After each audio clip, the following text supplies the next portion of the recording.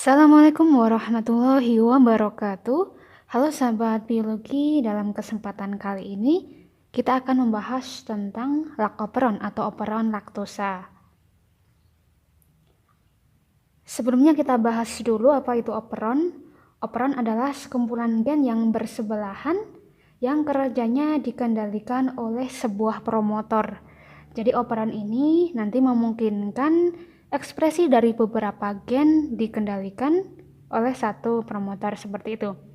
Nah, ini nanti akan mengakibatkan sel lebih efektif di dalam melakukan metabolisme. Nah, untuk operon ini hanya terdapat pada sel prokariotik ya. Jadi untuk sel eukariotik ini tidak ada operon. Akan tetapi beberapa sumber menyebutkan bahwasanya eukariotik pada organisme tingkat rendah itu juga terdapat operon seperti itu. Sistem operon ini pertama kali dipelajari oleh Jacob dan Monod, yang mana mereka mempelajari sistem regulasi operon laktosa pada bakteri E. coli. Nah, ini nanti akan kita pelajari ya. Oke, jadi kita lihat struktur operon. Struktur operon itu terdiri dari 3 bagian utama. Yang pertama adalah promoter atau promotor. Yang kedua adalah operator. Yang ketiga adalah gen struktural ya. Jadi diingat, operon ini terdiri dari 3 bagian utama. Promoter atau promotor, operator, dan juga gen struktural. Nah, fungsinya apa? Untuk promoter atau promotor, ini nanti adalah tempat penempelan RNA polimerase. Ingat, RNA polimerase fungsinya untuk apa? Ya, RNA polimerase berperan dalam proses transkripsi. Kemudian yang kedua operator. Operator ini fungsinya nanti tempat penempelan produk dari gen regulator. Jadi gen regulator nanti akan menghasilkan produk berupa aktivator atau represor. Ya, jadi aktivator atau represor pada sistem operon nanti akan menempel pada bagian operator.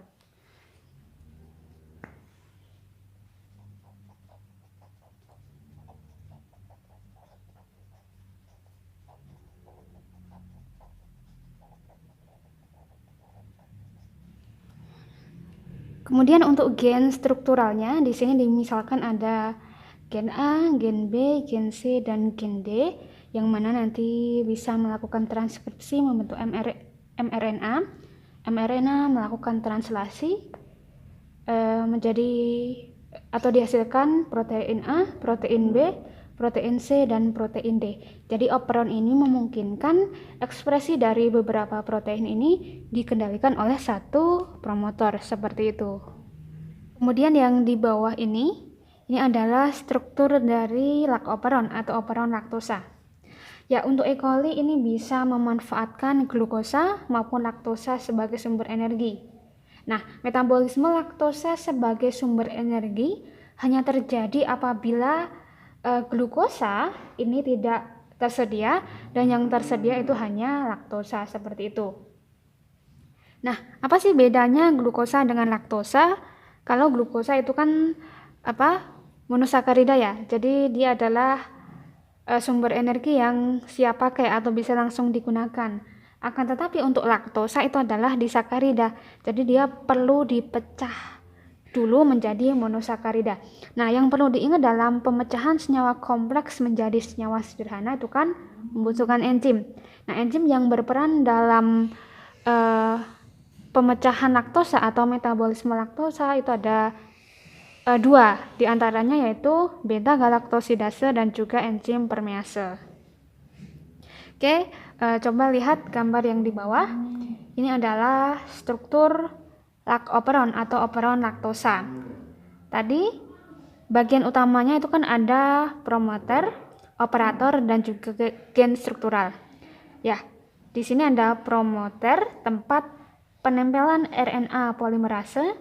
Kemudian di sini ada operator. Operator nanti akan berikatan dengan represor ya. Jadi pada operon laktosa ini gen regulatornya dia menghasilkan represor seperti itu. Nah, jadi operator ini adalah tempat penempelan dari represor. Kemudian untuk gen strukturalnya, di sini ada gen LAC Z, gen LAC Z, dan gen LAC A. Gen LAC Z ini nanti adalah gen yang mengkode enzim beta galaktosidase. Gen LAC Z ini adalah enzim yang mengkode atau membentuk enzim permease. Gen LAC A ini nanti yang akan mengkode enzim transasetilase. Nah, fungsi dari ketiga enzim ini apa? Jadi untuk beta galaktosidase ini fungsinya memecah laktosa menjadi gula sederhana atau menjadi monosakarida. Kemudian untuk permease ini yang meningkatkan permeabilitas membran, jadi yang membantu memasukkan laktosa dari lingkungan ke dalam sel. Sedangkan untuk transasetilase ini dari beberapa sumber menyatakan bahwa enzim ini belum jelas fungsinya seperti itu. Kemudian karena tadi pada operon laktosa itu gen regulatornya itu menghasilkan represor, maka operon laktosa ini disebut dengan operon dengan mekanisme kontrol negatif.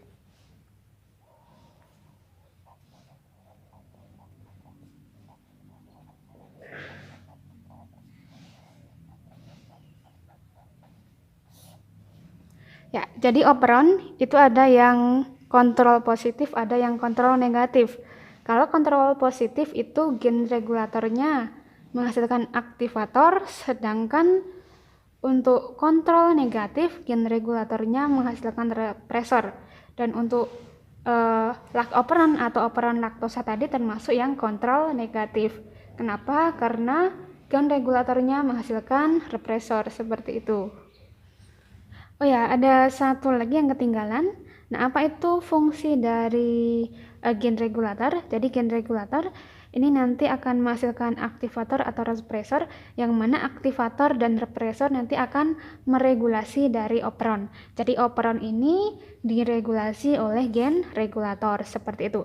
Ya, tadi disampaikan bahwasannya pada sistem operon, ekspresi dari beberapa gen itu kan dikendalikan satu promotor. Nah, di sini pada LAC operon, ekspresi dari beberapa gen yang berperan dalam metabolisme laktosa seperti galaktosidase, permease, dan transasetilase ini dikendalikan oleh satu promotor.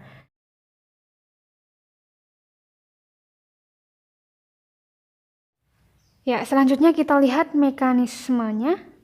Untuk gambar yang atas, yang pertama, yang A, ini adalah kondisi yang umum ya. Jadi umumnya E. coli itu kan mengkonsumsi glukosa sebagai sumber energi. Ya, jadi di sini dituliskan laktosanya tidak ada. Laktosanya tidak ada di medium atau di lingkungan. Nah, tadi gen regulator itu kan menghasilkan represor ya. Nah, represor ini aktif dan dia berikatan atau menempel pada operator. Karena represor sudah menempel pada operator, ini menyebabkan RNA polimerase yang berfungsi untuk transkripsi ini tidak bisa berjalan.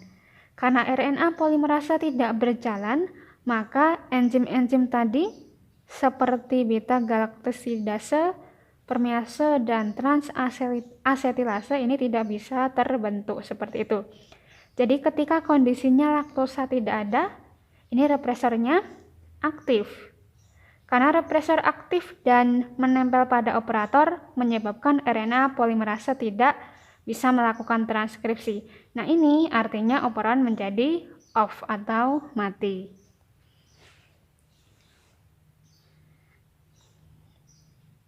Kemudian gambar di bawahnya ini jika di lingkungan ini ada laktosa dan tidak ada glukosa. Jadi si E. coli itu kan menggunakan laktosa sebagai sumber energi ya. Nah, ini gen regulator tadi kan menghasilkan represor, ya, represor, protein represor ini, yang merah ini. Karena ini laktosa ada, ini menyebabkan alolaktosa berikatan dengan represor. Karena represor sudah berikatan dengan alolaktosa yang hijau ini, maka dia tidak bisa menempel pada operator. Ya, karena operatornya tidak ketempelan represor, maka RNA polimerase bisa berjalan, bisa melakukan transkripsi. Artinya di sini ketika laktosa ada dan glukosa tidak ada, maka enzim-enzim yang berperan untuk metabolisme laktosa seperti beta-galaktosidase, permease, dan transasetilase ini bisa dibentuk atau disintesis. Jadi bisa dilihat perbandingannya ya. Jika laktosa tidak ada, yang ada glukosa, maka represor aktif dan menempel pada operator yang menyebabkan operan off karena RNA polimerase tidak bisa melakukan transkripsi. Akan tetapi jika laktosa ada dan glukosa tidak ada, ini menyebabkan represor inaktif. Represor inaktif ini menyebabkan si RNA polimerase bisa berjalan dan melakukan transkripsi. Jadi di sini operannya adalah on karena bisa melakukan transkripsi, bisa menghasilkan enzim-enzim yang berperan dalam metabolisme laktosa seperti itu. Kemudian alolaktosa itu asalnya dari mana sih? Kok bisa muncul seperti itu? Jadi alolaktosa ini juga berasal dari laktosa. Oke, untuk enzim beta-galaktosidase ini dia sebenarnya punya dua fungsi atau dua peranan. Yang pertama dia memecah laktosa menjadi monosakarida. Kemudian yang kedua dia bisa mengubah laktosa menjadi alolaktosa. Ketika sel menggunakan laktosa, maka laktosa itu juga diubah menjadi alolaktosa. Alolaktosa berikatan dengan represor menyebabkan represor inaktif. Represor inaktif tidak bisa melekat pada operator sehingga RNA polimerase bisa berjalan dan bisa melangsungkan transkripsi. Ya, sebelum saya lanjutkan, jadi untuk operon laktosa ini termasuk operon inducible.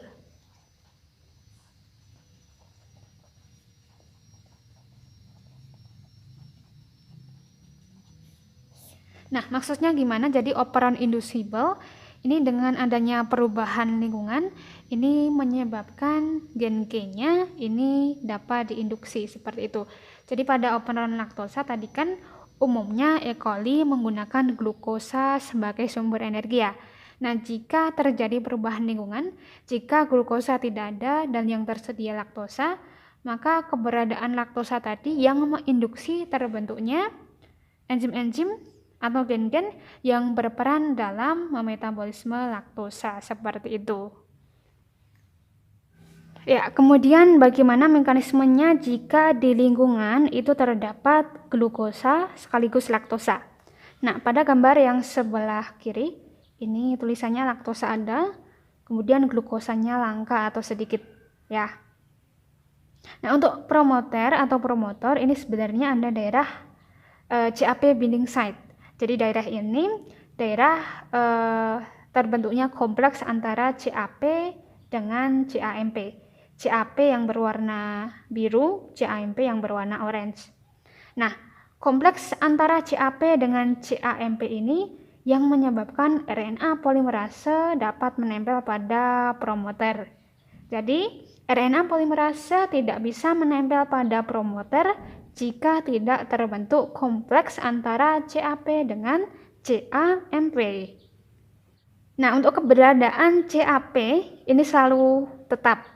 Akan tetapi CAMP yang warna orange ini keberadaannya atau jumlahnya bisa berubah-ubah. Nah, salah satu yang mempengaruhi jumlah CAMP ini adalah glukosa, ya. Jadi glukosa ini menghambat pembentukan CAMP. Nah, di sini bisa dilihat ketika laktosanya ada, glukosanya sedikit, maka CAMP ini tinggi, ya. Karena glukosa yang menghambat CAMP tadi cuma sedikit, maka CAMP-nya tinggi. Nah, CAMP yang tinggi ini nanti bisa berikatan dengan CAP, sehingga terbentuk kompleks antara CAP dengan CAMP. Karena bisa terbentuk kompleks antara CAP dan CAMP, maka RNA polimerase bisa menempel pada bagian promoter. Kemudian transkripsi bisa berjalan. Kemudian gambar yang sebelah kanan, ini bagaimana jika laktosa ada, glukosa juga ada. Ya, ingat glukosa tadi dia menghambat pembentukan CAMP. Jadi jika glukosa ada, Jika glukosa tinggi, maka CAMP-nya sedikit. Ya, karena CAMP-nya sedikit, maka dia tidak bisa membentuk kompleks dengan CAP. Ya, CAP-nya tidak terbentuk kompleks dengan CAMP. Karena tidak terbentuk kompleks CAP-CAMP, maka RNA polimerase tidak bisa menempel pada promoter. Artinya, transkripsi tidak bisa berjalan atau berlangsung seperti itu. Ya, saya ulangi ya. Jadi bagaimana jika di lingkungan itu tersedia glukosa sekaligus laktosa? Ya, jika glukosanya rendah, maka CAMP-nya tinggi. CAMP yang tinggi ini dapat membentuk kompleks dengan CAP, ya. Terbentuknya kompleks CAP dengan CAMP ini menyebabkan RNA polimerase dapat menempel pada promoter. Kalau dia bisa menempel pada promoter, dia bisa melakukan transkripsi. Artinya enzim-enzim yang berperan dalam metabolisme laktosa ini bisa terbentuk. Akan tetapi jika glukosanya tinggi, maka CAMP-nya menjadi rendah. CAMP yang rendah ini tidak memungkinkan terbentuknya kompleks antara CAP dengan CAMP. Ya, sehingga RNA polimerase tidak bisa menempel pada promoter dan tidak bisa melakukan transkripsi. Artinya ketika glukosanya ada, laktosanya ada, maka enzim beta-galaktosidase, permease, dan transasetilase tadi tidak dapat dibentuk.